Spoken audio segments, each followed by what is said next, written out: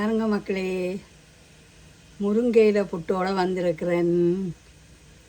பச்சை வாடை மணக்காத முருங்கையில் புட்டு ரெடி.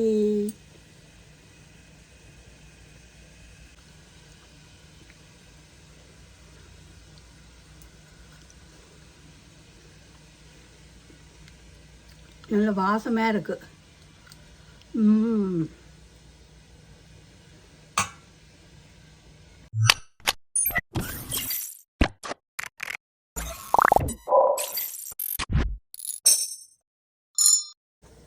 இப்போ முருங்கை இலையில் அவிச்சா நீத்துப்படி புட்டு அங்கே இப்படி வந்திருக்கண்டு சூப்பராக வந்திருக்கு. முருங்கை இலையும் பச்சை வாடை மணக்காது.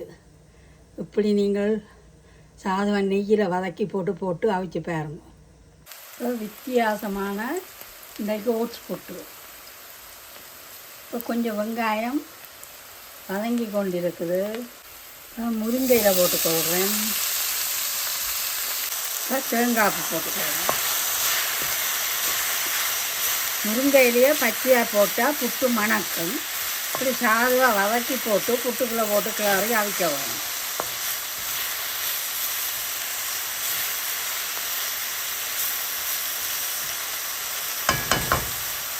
இப்போ வறுத்த ஓட்ஸ்மா, உளுத்தம்மா, ஒரு அரைச்சுண்டு அவிச்ச கோதுமைமா, அரைச்சுண்டு அரிசிமா எடுத்து வச்சிருக்கிறேன்.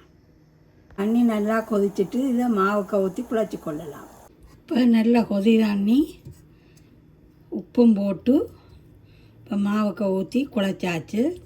இனி இதை நான் ஃபுட் ப்ரெஷரில் வெட்டேக்கில் கொஞ்சம் வரையையும் போட்டு முருங்கையில் வரை சாதுவாக வறுத்து போட்டு தேங்காவை போட்டு அதையும் இதோட குழச்சி புட்டு வைக்கலாம். இப்போ முருங்கையிலேயே சாதுவாக நெய்யில் வதக்கி போட்டு தேங்காய்ப்பும் போட்டு இதோட புட்டு வச்சா நல்ல வாசமாயும் இருக்கும். முருங்கையில் சாதுவாக நெய்யில் வறுத்து போட்டு இந்த புட்டு மாவோடு சேர்த்து ஃபுட் ப்ரெஷரில் வெட்டி கொள்ளலாம்.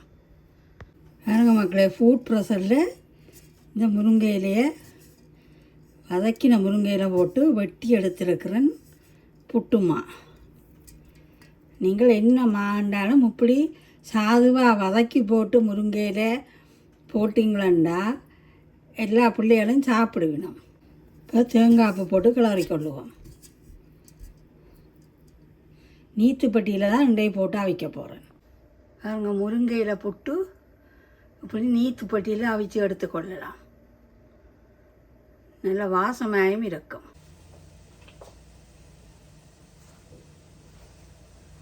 வாங்க பார்ப்போம் முருங்கையில் புட்டு.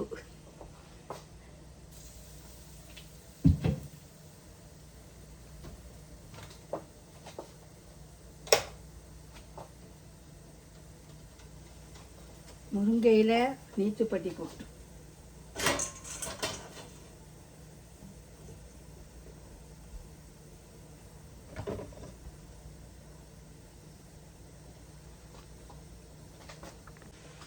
இப்போ நான் முருங்கைக்கீரை புட்டோடு வந்திருக்கிறேன். அங்கே பச்சை வாடை மணக்காத புட்டு.